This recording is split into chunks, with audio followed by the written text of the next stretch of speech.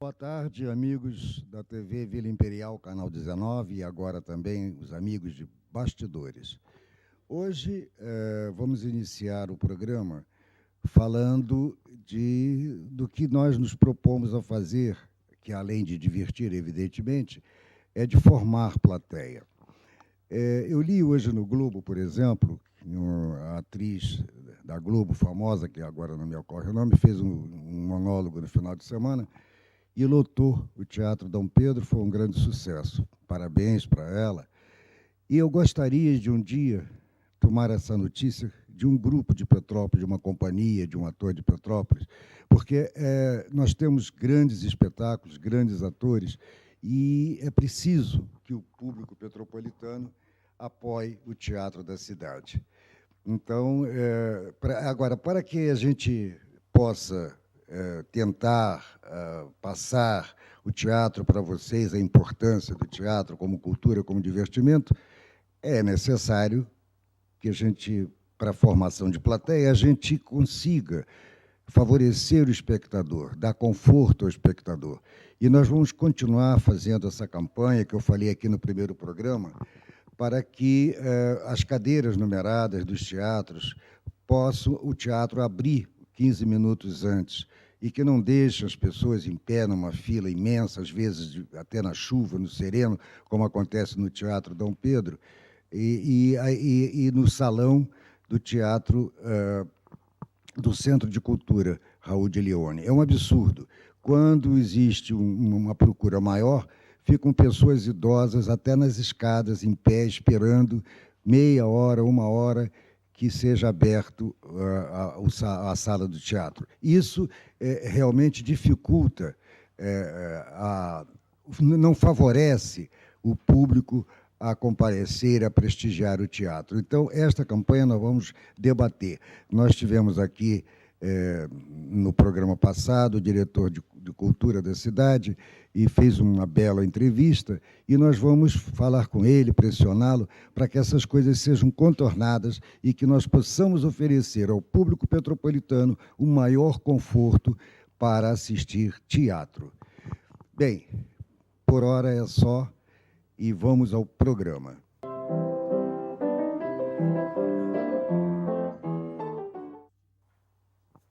Agora a nossa primeira cena, que é a cena gravada do Sertão do Gonzagão.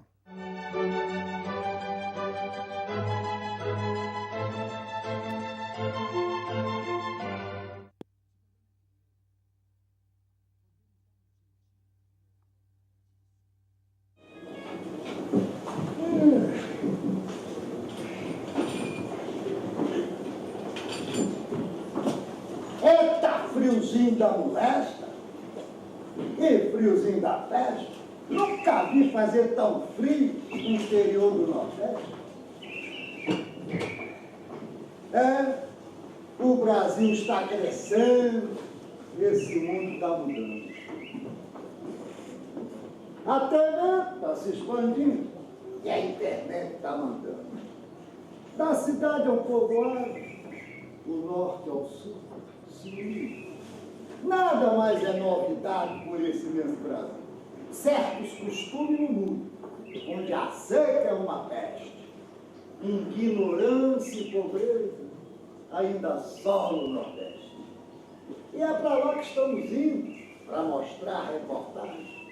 A alma do nordestino será o fim da viagem. Num pequeno povoado, sertão seco, terra agreste, a nossa história começa nos Cafundó do Nordeste. Flor das Almas é o seu nome. Povo pobre, pouca sorte, e que fica bem pertinho de Juazeiro do Norte. E já dizem que a cidade Já tem clube Babacanas, já tem Banco do Brasil e lojas pernambucanas, já tem missa todo dia. Padre João é o clérigo, já tem pastor com dinheiro, abriu o templo evangélico. Dizem que tudo é progresso, mas o honesto se envergonha. O prefeito que é ladrão, passeata para maconha. Dizem que tudo é progresso. Se é progresso, eu não sei. Tem até parada gay.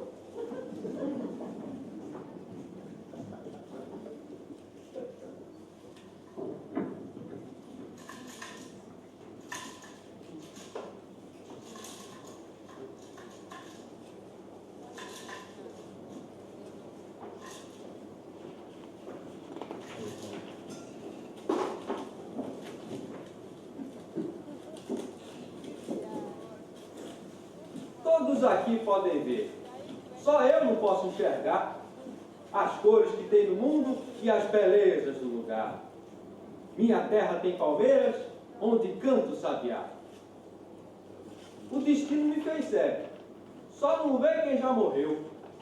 Tem gente que tem bons olhos e enxerga menos que eu. Tenho tato, tenho olfato e grande percepção. O que com a vista não vejo, enxergo com o coração.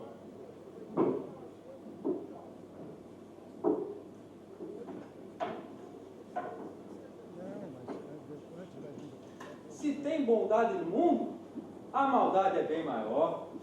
Gente que cega o assunto preto pra modo de cantar melhor. O que pra mim tem no mundo de melhor é a liberdade. Passarinho na gaiola, entendo como maldade. Mas o bom Deus me protege e não vê a triste imagem. Furar os olhos da ave já é muita sacanagem.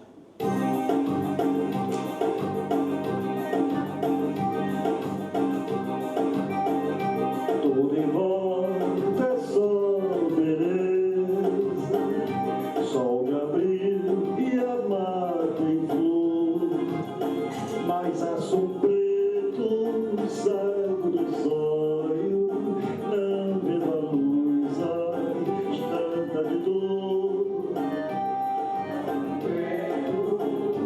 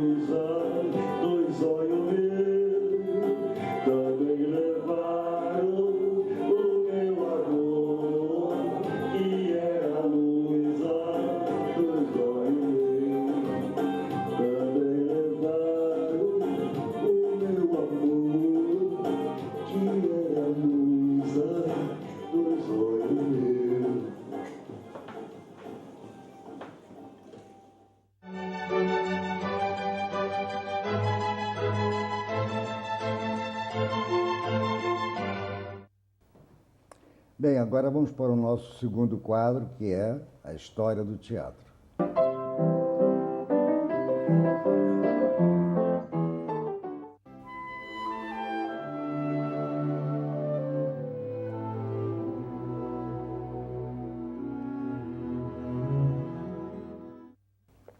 Hoje nós temos uma publicação muito rica onde eu posso contar a história do teatro desde os seus primórdios, né? Então, desvelar o universo do teatro é desenvolver os olhos à própria vida. O teatro está nas ações mais simples, em torno do ser humano, desde que a humanidade se reconhece como tal. Dele, o homem faz uso para se conhecer, reconhecer, legitimar-se e ajudar a renomear a história, a civilização, a sociedade. A base de sua sustentação está no drama e na comédia, e por estes pilares percorre a trajetória dos sentimentos inerentes a nós humanos, tristeza e alegria. A palavra teatro é de origem grega e quer dizer lugar onde se vai ver. E o que vamos ver através do teatro? Não apenas o perceptível a olho nu, mas o encanto e a contemplação de uma magia que pode nos fazer entender melhor o que está à nossa volta. As escolhas que fazemos, nossas inquietudes, trazer à tona a possibilidade da reflexão e do entretenimento, abrindo outras realidades, talvez seja o melhor ingrediente que o teatro oferece, uma arte essencialmente mutante. Faremos um breve passeio pela fascinante história do teatro no Brasil e sua vital importância na construção cultural do país. Segundo grande parte dos especialistas nessa área, a arte teatral nasceu por rituais primitivos, cujo objetivo era contar uma história, um ofício, muito provavelmente tão antigo como a própria humanidade. Aliás, uma função extraordinária do teatro é saber contar uma história, seja ela verdadeira ou não. Alguns exemplos merecem ser retratados sobre o teatro no mundo. Antes de abordarmos um breve panorama do teatro no Brasil, vejamos o caso da China e da Grécia. A China, como eu já disse, a pioneira, a que criou o teatro, a que apresentou o teatro pela primeira vez. E a Grécia, que foi o teatro mais clássico, mais falado, mais famoso, né? Foi o ápice do teatro. Na China, a arte teatral teve expressiva influência na sociedade, usando elementos como malabares, acrobacias, entre outros, semelhantes à arte circense, com destaque para a música, o que tornou a Ópera de Pequim uma das mais conhecidas no mundo, e até hoje. Pela valorização que os chineses souberam dar ao teatro, podemos considerar que foi motivador para importantes gerações de dramaturgos, inclusive na contemporaneidade. Tem cada palavras que são para derrubar, né, o locutor. A Grécia conheceu valiosos homens de teatro, que por suas importantes contribuições merecem ser mencionados: Ésquilo, Sófocles e Eurípides. De acordo com sua biografia, Ésquilo deu início à carreira de dramaturgo por volta de 26 anos, a partir da ordem do deus Dionísio, que o visitou em seu sono. Seu gênero característico foi a tragédia, a qual executou com tanta perfeição que, por consequência, foi considerado o pai da tragédia grega. Sófocles foi, por sua vez, tratou de personagens nobres da realeza, foi ator e interpretou diversos papéis em suas obras. Por mais de 50 anos, esteve entre os mais celebrados dramaturgos durante as festas religiosas em Atenas. Seu trabalho artístico intermediou Ésquilo e Eurípides. Já Eurípides chegou mais perto do gosto moderno e talvez por esta razão tenha sido considerado o dramaturgo que revolucionou a técnica teatral. Sua ideologia era trazer à cena o homem com suas especialidades. Foi o mais jovem dos três dramaturgos. Linha do tempo. Não foram poucos os acontecimentos marcantes na história do teatro brasileiro, principalmente ao longo do século XX. Tanto que, no que se refere às contribuições de companhias muito representativas, de propostas e portes variados, quanto às de espetáculos avulsos, mas que se tornaram emblemáticos na cena nacional, além de profissionais com destaque na classe teatral. Nessa linha do tempo que estão destacadas as iniciativas mais importantes do teatro brasileiro do século XVII, ao início do século XXI. Apesar de ambicionar contundente, esta síntese não foi traçada em caráter definitivo, mas com o intuito de ressaltar os acontecimentos mais relevantes do legado teatro no Brasil. Século XVII. Quando o teatro brasileiro realmente começou? No século XVII, com o teatro da catequese, ou no século XIX, quando o Brasil se tornou independente de Portugal? De certo modo, a questão permanece em aberto. No Brasil, o teatro surge com forte inspiração no teatro grego, que o utilizava para além da simples arte de representar, pois introduzia também a arte social. É razoável considerarmos que o teatro social que reconhecemos possa ter advindo dessa época. O privilégio das representações cênicas era dos homens. A participação feminina não existia. O mundo das artes não fugia à regra do mundo que se vivia, totalmente masculino em suas principais atividades, funções e domínios. A tarefa de apresentar o teatro ao povo chegou pelas mãos dos jesuítas, que fizeram da arte teatral o principal meio para catequizar os índios. Outra função era apaziguar conflitos entre os índios e os colonos espanhóis e portugueses. As encenações aconteciam, em geral, ao redor das igrejas, justificando ainda mais o propósito jesuíta. A catequese exercida pelos jesuítas tendia a forçar certa aproximação entre índios e europeus.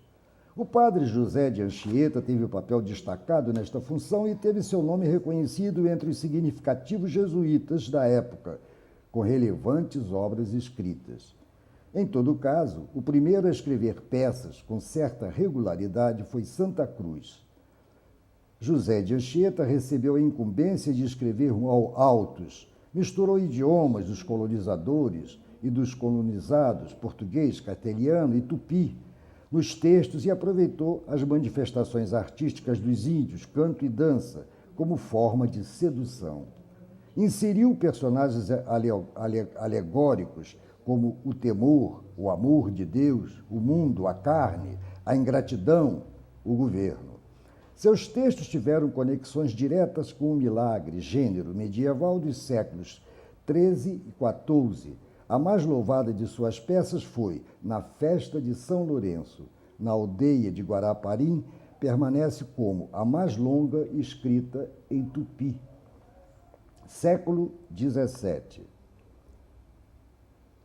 Não foram descobertos textos representados durante o século XVII. A exceção é o baiano Manuel Botelho de Oliveira, considerado o primeiro comediógrafo brasileiro, que escreveu em 4 línguas o autor de Rei Amigo para Amigo e Amor de Enganos e Cielos. Entre o século XVII e XVIII configura-se um período de pausa na história do teatro brasileiro que transcorreu entre a ruptura do teatro religioso jesuíta e o surgimento de uma nova perspectiva, interrompendo este processo. Finalmente, século XVIII. Vazio teatral na primeira metade do século XVIII. Aos poucos, o teatro penetrou nas cidades de Salvador e Rio de Janeiro. Foram construídos teatros, denominados de casas de ópera, nessas cidades, e também em Porto Alegre, São Paulo e Recife. Surgiu um novo gênero importado de Portugal, a ópera italiana. Ópera no Brasil era uma designação referente a qualquer peça que interessasse trechos de uma companhia regular falados com números de canto. Padre Ventura foi o primeiro diretor de uma companhia regular de teatro no Brasil. Autores dignos de nota, Cláudio Manuel da Costa, de O Parnaso Obsequioso, Alvarenga Peixoto, de Enéas, no Lácio, e principalmente Antônio José da Silva, conhecido como o judeu brasileiro que viveu e produziu em Portugal. Século XIX. A transferência da corte portuguesa em 1808 para o Rio de Janeiro proporcionou novos ares à cidade. D. João VI, por seu interesse cultural, prestigiou o teatro com sua presença e da família real e manifestou o desejo da construção de um teatro no Rio de Janeiro. Com isso, o teatro retorna com transformações em estilo, forma e conceito. Entre as mudanças, observou-se o interesse em usar o teatro como forma de distração e entretenimento para o povo, já que nesse tempo Portugal explorava o Brasil e, como colonizador, impunha as regras. As casas de ópera serviam de palco para as produções estrangeiras, são fruto desse tempo.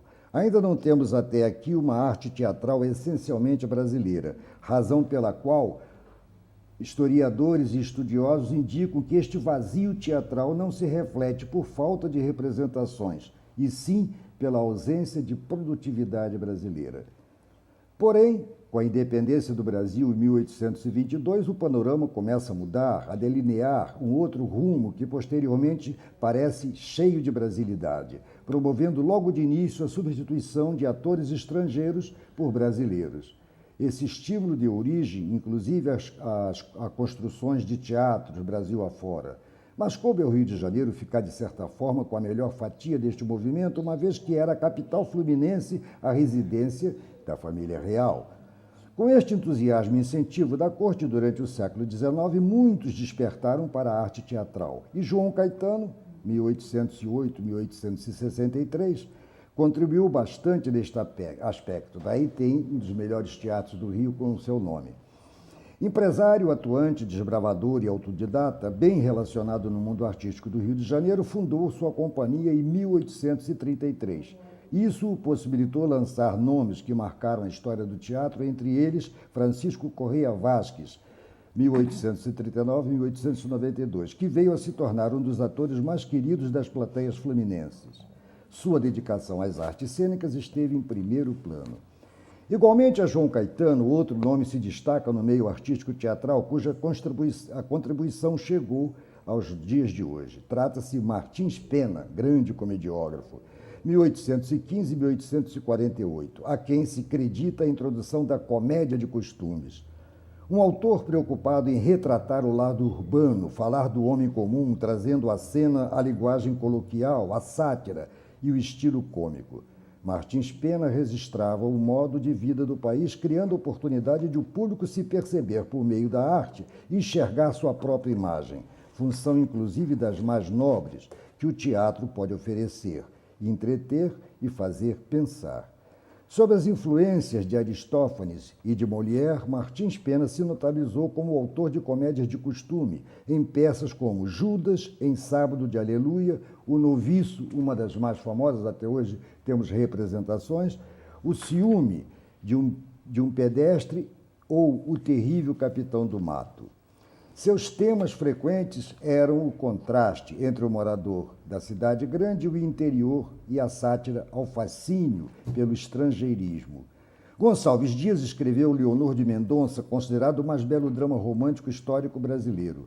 Ao contrário do que seria de se esperar, o realismo não seguiu o naturalismo nos palcos brasileiros e sim os chamados gêneros ligeiros. Entraram em vigor a opereta bufa, sob a influência de Jacques Offenbach, em que a partitura vale mais que o texto, a mágica menos valorizada na escala do teatro musicado e a revista, que prescindia de enredo e transitava do repertório popular ao clássico. Nos 800, cabe destacar ainda nomes como Joaquim Manuel de Macedo, autor de peças populares até hoje encenadas e crítico de teatro, e França Júnior, especializado na escrita de comédias de costume políticos. Arthur Azevedo é um capítulo à parte, insatisfeito com a acomodação do teatro brasileiro, que dificilmente ultrapassava o plano da diversão, escreveu cançonetas, monólogos e dramas. Revelou excelência em A Capital Federal, texto desenvolvido a partir da revista O Tribofe, e em O Mambembe. Lutou muito pelo surgimento do Teatro Municipal, mas não viveu o suficiente para assistir à sua inauguração.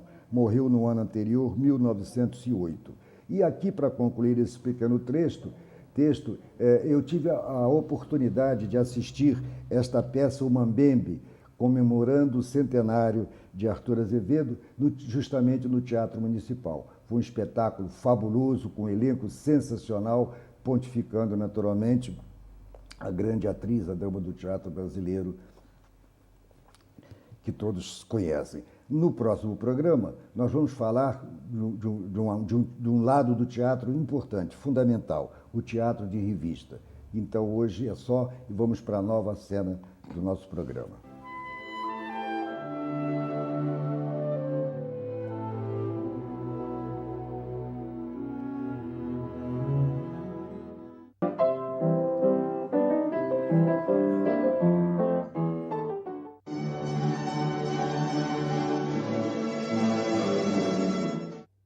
Olá, uma super tarde para você, uma tarde ensolarada, nessa tarde de inverno. Aliás, eu estou aqui ainda em busca do meu frio perdido que me prometeram aqui em Petrópolis. Quero começar a nossa agenda parabenizando os aniversariantes da semana. Portanto, o abraço ensolarado de hoje vai para Kel Bispo, para minha irmã Iraildes Alves e, por extensão, minha irmã Ineuda Dantas, lá em Salvador. Parabéns a vocês. Tem um outro aniversariante ilustre, mas esse nós vamos falar com ele daqui a pouquinho, tá bom? Vamos à nossa agenda. No próximo dia 19, as garotas de programas voltam à cena aqui em Petrópolis. Pois é, a Companhia de Teatro Abelardo Romero traz de volta a peça As Garotas de Programa e será exibida desta vez no espaço da Academia Brasileira de Poesia, na Casa Cláudio de Souza. O evento será às 19 horas e essa peça já foi exibida inclusivamente no Centro de Cultura Raul de Leone. Eu assisti, é um texto de humor muito interessante e eu fiquei até sabendo aqui que eu vou estar fazendo uma pontinha lá.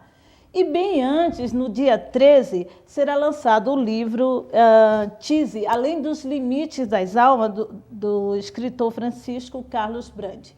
Dessa vez é pela Academia Petropolitana de Letras, dia 13 de julho, às 18 horas. Esta é a nossa agenda de hoje e vamos à nossa entrevista.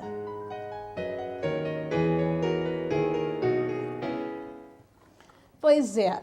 O nosso entrevistado de hoje, ele é uma pessoa muito pouco conhecida, principalmente aqui em Petrópolis, né? Eu acabo de conhecer, e não é nada mais e nada menos do que o bem conhecido Ângelo Romero, ele que é diretor, né, do programa, diretor, idealizador, apresentador geral, é ator, é escritor, e é tantas outras coisas, mas isso ele vai nos contar hoje, porque ele é o nosso entrevistado.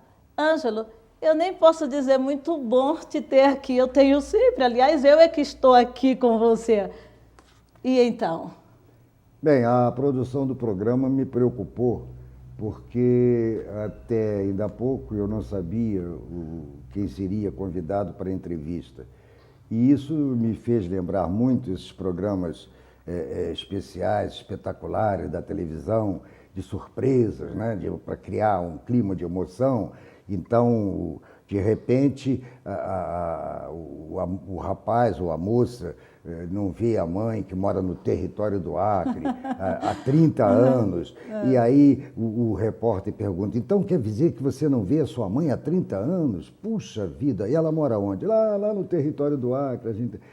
entra a dona fulana e tal, aí tem aquela choradeira, aquele abraço. Poxa, mas já se beijaram, já falaram nos bastidores mais de 2 horas.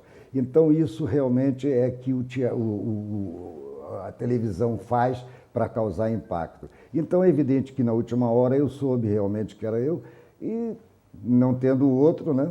Mas a sua produção não é tão eficiente assim, não trouxe a sua irmã, que há muito tempo você não vê. Mas é uma data muito importante, aniversário, e quando se faz muitos aniversários e continua jovem, dinâmico, isso ainda é mais interessante. É claro que depois dos 21, não se revela muito a idade, basta ver nos bolos de aniversário. As pessoas geralmente, depois do 21, só deixam o 1 no bolo. Quer uma prova disso? Produção? Está vendo aí? Segura a imagem. Olha só, eu não tenho razão do que estou dizendo. O Ângelo, ele não coloca os anos dele no bolo, tá vendo? É isso aí. Só se até 18 anos, nossa, quanto maior for o número, melhor. Depois disso, é uma velhinha, mas ele é o aniversariante dessa semana, a pessoa que eu citei no momento, e a gente quer, através do programa que você criou, te parabenizar. Mas vamos lá. O que nós queremos mesmo é saber um pouquinho do tanto que você andou fazendo durante todo esse tempo no teatro, escrevendo e tantas outras coisas, porque o currículo do cara, gente, eu nem vou contar. Agora, eu não sei também se esse currículo é tão vasto assim, saindo um pouquinho do lado artístico e indo para o lado convencional, se é porque o cara tem tantas habilidades ou ele era muito pentelho, porque passou por empresas, passou por trabalho, atividades. Mas me conta um pouco, Ângelo, da tua história de vida. Primeiro, aquele Ângelo... Deixa para começar, deixa eu te dizer uma coisa que eu encontrei no livro do Ângelo, Desencontro Pontual. É um livro que eu já li algumas vezes, é de poesia e todo mundo sabe o quanto eu gosto. E diz assim, Ângelo, eu quero começar falando sobre isso. Ambição de criança. Era criança quando me perguntaram o que eu queria ser ao crescer. Adulto, respondi. Para que voltar a perguntar? Para crescer e ter barba. Respondi. Não posso me queixar do destino. Consegui o que desejei. Ter barba ou tantas outras coisas? Fala pra gente. Eu realmente consegui as duas coisas que eu queria em criança. Eu via meu pai fazendo a barba e ficava morrendo de inveja. Digo, ainda vou ter barba só para fazer. Mas hoje é o contrário, eu gostaria de ser criança, de voltar a ser criança. E por isso eu guardo um pouco de criança dentro do meu corpo, né? E isso talvez até me ajude muito a não me sentir idoso. Eu jogo botão sozinho comigo todo dia. Quando eu estou com a cabeça cansada, eu vou lá para o meu campo de botão e fico jogando. E aí de que interromper, né? E que ninguém interrompa, porque o jogo é marcado, né? Com hora marcada, com os minutos marcados. E aí, naquele momento, é o Ângelo criança, que joga botão desde os 5 anos de idade. Mas com relação à idade, ao contrário, eu adoro dizer minha idade. Eu gosto até de aumentar, né? Como aquela atriz famosa que aumentou para conseguir... que aumentava até a idade. Oh, meu Deus. Eu sei de quem você está falando, mas não me pergunta agora, eu sei. Aquela comediante. A minha memória, a única coisa que eu me queixo da idade, a única, é questão de memória, né? Minha memória é 0,00. Mas ela aumentava a idade. Porque dizer que vou comemorar agora 77 anos é uma glória. Tem amigos meus que não gosto nem falar do aniversário deles. Pelo contrário, eu gosto de muita festa. Meu Deus do céu, só o fato de estar vivo já é motivo para comemorar. E aos 77 anos, com tantas realizações, com tanta coisa que eu faço ao mesmo tempo, eu tô mais jovem do que muitos jovens aí, garanto isso a vocês. Não, com certeza. Eu acho que a idade ela tem duas coisas interessantes. Você se torna uma pessoa mais sábia, e isso é sem dúvida. E também, sendo sábio, você consegue conservar a juventude, porque isso aí independe de idade. Agora, vamos ater um pouco aqui na questão teatro, já que é tema do nosso programa. E quando eu falo de teatro, eu vou falar também do escritor, que inclusive escreve peças, as peças, pelo menos as que eu já assisti, e que já soube que tua companhia apresenta, geralmente a maioria, se não todas, são da tua autoria. Quando foi que começou o ator, Ângelo? As pessoas me perguntam por que a Companhia Teatral Abelardo Romero só apresenta peças de Ângelo Romero. Meu Deus do céu, eu tenho 33 peças escritas, a grande maioria escrita em Petrópolis, nesses 20 anos que eu estou aqui. Com 33 peças, por que eu vou escolher um outro autor? Inclusive porque, modéstia à parte, eu acredito nas minhas peças. Existem peças ligeiras, comédias bem ligeiras como essa que nós vamos apresentar, que, aliás, Garotas de Programa, foi praticamente feita assim em 2, 3 dias, encomenda, porque no meu curso de teatro a gente sempre promove, no final do curso, uma peça para que se possa usar todos os alunos aprovados. Então, essa peça foi feita de encomenda, foi uma brincadeira, para que os atores que fossem aprovados naquele ano tivessem oportunidade de se apresentar, de mostrar que realmente aprenderam um pouquinho de teatro. Agora, como o programa Bastidores é de teatro, vamos esquecer agora o lado de poesia, o lado de romance, o lado de crônica, e vamos falar realmente de teatro. Eu me apaixonei por teatro porque, na verdade, minha família, tanto de pai e mãe, não foram atores profissionais, não tiveram ligação profissional com o teatro. Mas eram artistas fabulosos que faziam a sua arte em festas familiares, em saraus, como antigamente se fazia, quando se reunia a família. O meu avô, pai do meu pai, era compositor, tocava muito bem violão, só que ele se dedicava a músicas religiosas. Até hoje, na igreja do Engenho Novo, no Rio de Janeiro, até hoje toca-se música composta pelo Atelvino Dantas, meu avô. Além do que, era um bom sonetista. Meu pai, poeta. Minha mãe, cantora lírica, cantora soprano. Né? O pai não deixou ela seguir carreira, teve convites para cantar na Ópera de Lisboa, e eu assisti a minha mãe cantando com a voz maviosa, foi uma das mais belas vozes que eu vi, lavando roupa no tanque, né? Um desperdício. O meu avô materno, que eu não conheci, que é um grande advogado, tem até nome de rua em Recife, era também poeta, escrevia pequenas peças e tocava flauta muito bem. E a minha avó, a esposa dele, Judite, era excelente pianista. Então, quer dizer, a arte já estava na família, só que uma coisa muito familiar, muito aos quatro cantos da casa, e não profissionalmente. Mas o que me empolgou, então eu não tinha noção dessas coisas, na verdade. O que me empolgou o teatro é uma coisa que hoje já é um pouco difícil e que eu acho fundamental para as crianças, é o circo. O que me empolgou o teatro foi o circo. Você começou no circo? Não, é porque eu apenas, com 5, 6 anos de idade, por aí, a minha tia me levou a um espetáculo de circo. Então foi a primeira vez que eu entrei assim num espetáculo circense. E aí a primeira parte do espetáculo, malabares, mágicos, trapezistas, palhaço, toda criança adora palhaço. Eu não liguei. Na segunda parte era um drama. Queriam matar o rei para roubar a coroa, envenenar o rei. Eu fiquei impressionado. Achei o palhaço engraçadinho, mas o drama teatral, para mim, foi o ponto alto do espetáculo. Quando eu cheguei em casa, eu não disse nada a ninguém. Reuni as crianças, eu estava morando... Né, Isso você ainda era criança? Eu tinha 6, 7 anos, eu estava começando a aprender a escrever.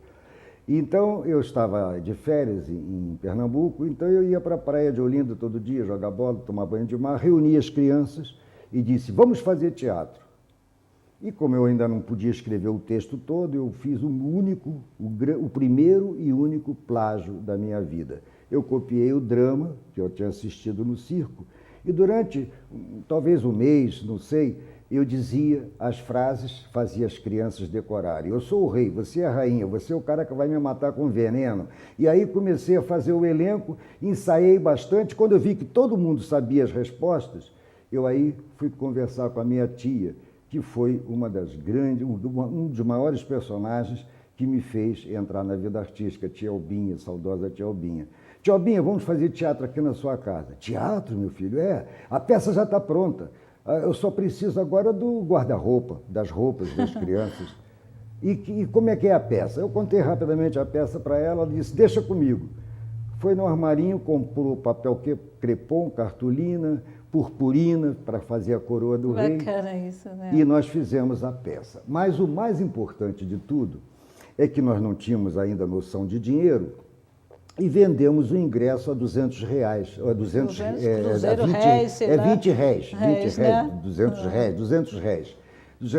200 reais dava para comprar umas 2, 3 balas no barzinho da esquina. E as crianças, eram 7 ou 8 crianças, aí venderam para pai, mãe, avó, papagaio, empregada. O fato é que era uma segunda-feira e lotou a grande varanda da casa da minha tia. Mas lotou, tinha gente em pé. O meu tio trabalhava na ESSO, não sabia de coisa nenhuma, Quando chegou em casa, às 8 da noite, viu a casa lotada, quase infartou. Tiveram que dar calmante a ele para dizer, não, é uma pecinha aqui do Ângelo e tal. Essa foi a minha primeira experiência em teatro. Mas logo a seguir, quando eu cheguei no Rio, aconteceu um fato bem mais curioso do que esse. Bom, o drama, né, do envenenamento do rei virou uma grande comédia, né? Porque ninguém conseguiu fazer drama. O rei tinha que ficar escondido embaixo da cama, para que ninguém visse o cadáver. Mas a cama era alta e todo mundo via eu deitado embaixo da cama. E tinha uma mosca sem vergonha posando na minha testa toda hora e o morto batia na mosca. Então, isso foi o ponto alto da peça. Aí, quando eu cheguei no Rio, eu tinha mania, como eu disse aí no início do programa, de jogar botão. E eu gosto de jogar sozinho. Então, eu jogava e irradiava as partidas, isso com 7 anos, fazendo voz do locutor, né? E a voz do repórter de campo. Eu fazia 2, 3 vozes assim, transmitindo o jogo de botão. E aquilo espalhou-se pelo bairro. Um belo dia, batem palma no portão, eu vou atender, nada mais, nada menos do que uma companhia teatral de bonecos, de marionete, querendo me contratar para eu colocar 3 vozes em 3 bonecos diferentes. Aí minha mãe ficou surpresa, e eu fui, gravei 3 vozes diferentes para 3 bonecos. Aliás, no show que eu ainda pretendo fazer tem essa cena, né? E aí eu ganhei um cachezinho bom, deu para comprar. Minha mãe quis comprar roupa, eu digo, roupa não, tem que comprar brinquedo. Aí compramos alguns brinquedos, e o que eu fiquei mais emocionado é que na época tinha uma dupla super famosa de humoristas no rádio, mas muito famosa, chamada Jararaca e Ratinho. E na gravação estavam Jararaca e Ratinho. Olha, então, eu já estreei gravando vozes de boneco com personagens... Com gente grande, né? Com gente grande. Esse foi o meu início. E aí, aos 18 anos, eu fiz a minha primeira companhia teatral, Os Amigos da Arte. Pronto, pode perguntar mais. Aí você, nesse período, você trabalhou também muito com mímica. Foi nesse período que você... Não, a mímica veio depois. Né? Inclusive, até eu parei um pouco com o teatro, até eu desfiz a companhia teatral Amigos da Arte, porque a mímica veio com uma força incrível. E a mímica dublagem, que não era ainda conhecida no Brasil, e se popularizou de um jeito que, na verdade... Para ser sincero, foi a única coisa na vida que me fez ganhar dinheiro, foi a mímica e dublagem. Mas o teatro, voltando aos Amigos da Arte, foi alguma coisa muito interessante, porque eu fazia de tudo. Eu fazia o cenário, eu pintava, eu escrevia, eu dirigia, eu representava, tudo eu fazia. E como ter elenco? É normal, num teatro amador, que o elenco seja formado por seus amigos, parentes, as pessoas mais próximas. E nem todos realmente davam para teatro. Então, e todos começando também na tua companhia, né? Então eu convidava, né? O cara era meu amigo, jogava futebol comigo e tal, e ele aceitava. Mas nem todos tinham aquele talento, aquela arte natural. Mas eu gosto de me reportar a um determinado amigo, que até hoje está vivo e vez por outra me telefona. E eu, se fosse falar um pouquinho dele, de Paulo, que é conhecido no Rio de Janeiro todo como Paulo Maluco, daria um livro, daria vários programas dos bastidores só falando sobre Paulo Maluco. Então, Paulo Maluco topou fazer o teatro comigo. Então, tem 2 passagens muito interessantes dele. A primeira, ele levou 3 meses para decorar um esquete de 2 minutos. O esquete era assim, ele entrava puxando, com um barbante, puxando, esse esquete é conhecido, acho que muita gente conhece, puxando uma caixa de sapato, no hospício. Chegava o médico e dizia, muito bem, fulano, passeando com seu cachorrinho, hein? Quando o médico saía, ele abraçava, ele dizia assim, tá maluco, doutor? Eu estou internado, o senhor é que é maluco? O senhor não está vendo que isso aqui não é cachorro, que é uma caixa de sapato? O médico, meu Deus, eu vou pedir a tua alta. E saía de cena. Ele aí abraçava a caixa de sapato. Vamos, Totó, enganamos mais um. Era engraçadinho, né? Aí, 3 meses ensaiando isso. Teatro cheio, no dia da peça, ele entra, vem um médico. Não está vendo, doutor, que isso aqui é uma caixa de sapato? E foi embora. Só disse isso. Só disse Esqueceu isso. Esqueceu o resto. texto. Esqueceu a piada. Olha, Esqueceu a piada. e teve um outro que ele faltou, Mas ele era muito levado, ele perturbava todo mundo, com muito bom humor. Mas teve uma que foi demais, né? Tinha uma outra cena nessa mesma peça que um ator tinha que entrar correndo em cena, né? E o ator não entrou, simplesmente porque no palco tinha um alçapão, né? Aquela coisa que vai para o porão, né? Ele tirou o alçapão, no escuro o ator veio correndo, entrou no alçapão. Coisas do Paulo Maluco. Eu já vi que se nós formos conversar, gente, precisa de alguma série, uma série Ângelo Romero aqui na entrevista. Mas a gente ainda tem um tempinho. Ângelo, eu vejo que você disse que uma peça que era um drama, de repente você começa e por conta das circunstâncias ela se transforma em comédia. E eu percebo que as tuas peças, assim, já propositalmente, elas sempre trazem uma comédia, até mesmo em peças de conteúdos mais profundos, como do Sota ao Porão, né, que é um assunto, uma história de vida muito interessante, mas volta e meia tem a comédia ali introduzida. Essa é uma tendência? Bom, eu só tenho 29 comédias, isso que eu não conto revista, né? Revista musical, show musical, isso eu não conto. Mas peças mesmo, eu tenho 29 comédias e 2 dramas. Curiosamente, a primeira que eu escrevi, de parceria com meu pai, Emanuel, um drama. E essa última, de Sota ao Porão, que inegavelmente é o meu melhor texto e é um drama. Mas eu sou comediógrafo por temperamento, porque eu acho que com tudo nesse Brasil, desde o nosso descobrimento, o povo precisa rir. Então eu acho fazer rir um prazer sensacional. Nada de política, nada de coisa que vai inculcar a gente. Tá certo que tem momentos que a gente faz o nosso protesto, eu acho muito justo, o povo tem que ter sua opinião, tem que valer a sua força, mas o povo precisa rir. Mas até mesmo para tratar desses assuntos sérios, você pode fazer isso usando a comédia, de uma forma leve. Claro. Eu acho que é interessante, porque na vida real o drama já existe. Justamente eu uso a comédia, inclusive em muitas das minhas comédias, para fazer críticas sociais, críticas políticas, né? É uma forma também de você denunciar, mas denunciar de maneira que o público possa rir. Porque as coisas mais engraçadas são realmente as absurdas. E são melhores assimiladas também, né? Se você passa uma mensagem de uma forma entretenedora, com certeza você vai ter mais quem assista e quem absorva. Ângelo, desses... Olha só para concluir essa parte que eu digo que o teatro é importante para um recado social, um recado político, e dentro de um panorama humorístico, de um crítico, né? Prevalecendo o humor. Na fase dura da ditadura, né? A fase braba da ditadura, quando o general Costa e Silva assumiu a presidência, eu estava muito trabalhando em teatro diretamente e tal, produzindo, escrevendo, dirigindo, representando. Então eu escrevi a revista, que foi a única realmente que me deu bastante dinheiro como autor, cujo título eu coloquei, De Costa a Coisa Vai.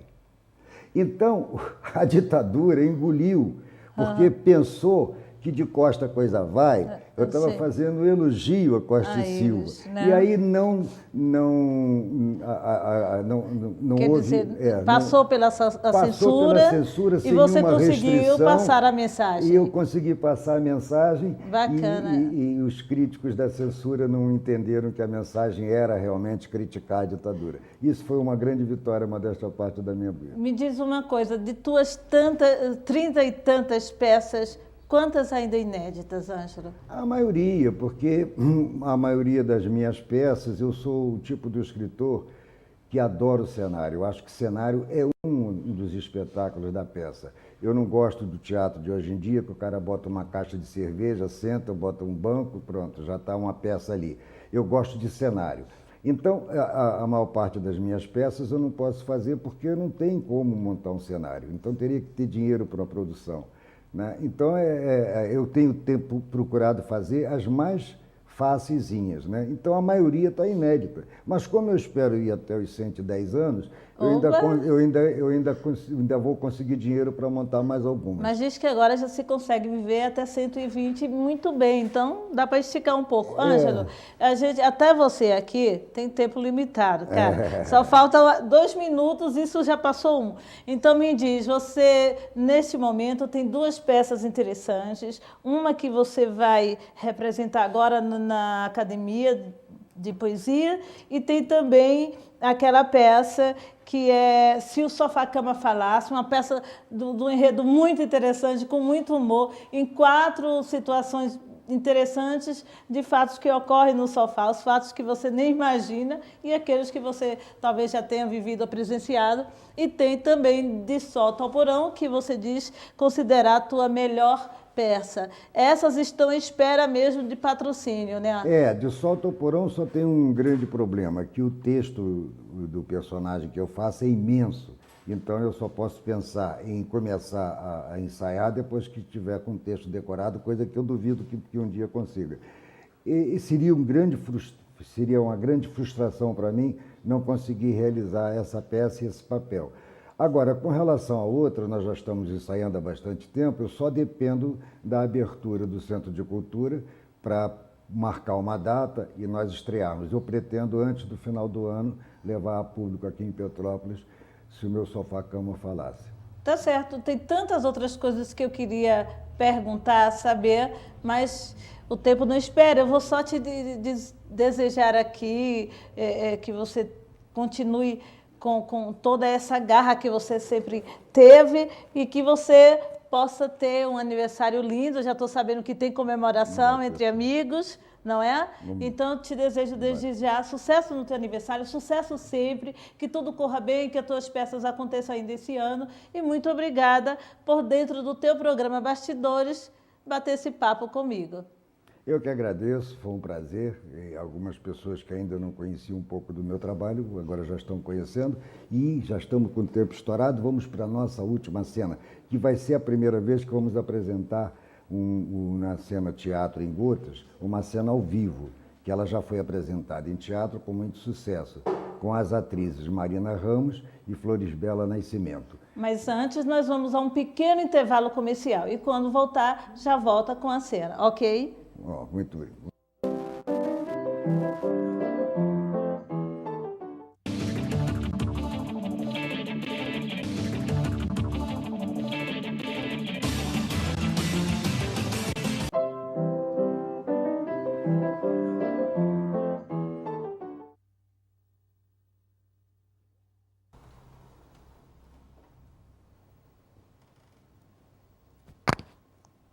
Amém.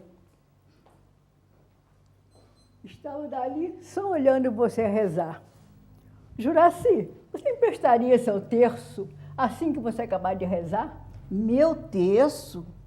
Para que é que você quer meu terço? Para que serve um terço? Para a gente rezar. É para isso que eu quero. Mas você não é religiosa. Eu sou mais religiosa do que você. Mais do que eu? Duvido. Você é apenas católica, minha filha. Eu sou protestante, espírita e macumbeira. O budismo foi a mais recente religião que eu adotei. Adotei também o judaísmo, mas desisti. Desistiu por quê? Achei mais complicado, teria que me converter. E eu nem sequer tenho descendência judaica. Agora, com a leitura da Bíblia, e resolvi voltar ao catolicismo. Você deve rezar o terço. É? Quem lhe ensinou? Ninguém. Aprendi só de ver você rezar. Não sei como você consegue misturar tantas religiões na cabeça. É mais fácil do que misturar o óleo à água. Todas professam o mesmo Deus, Criador do céu e da terra. É nele que eu acredito. Portanto, comprovei, sou mais religiosa do que você. E para que você precisa de tantas religiões assim? Porque compreendendo um pouco de cada uma, também posso compreender um pouco o ser humano. E compreendendo o ser humano, quem sabe que eu posso compreender melhor o meu destino. Por quê? Você se considera uma pessoa revoltada? Não, revoltada já fui. O estudo das religiões fez com que eu amenizasse o sentimento de revolta que eu guardava no meu coração. Aos poucos foi suavizando a dor, mas ainda vive um pouco conformada. Inconformada com o quê? Olha aqui.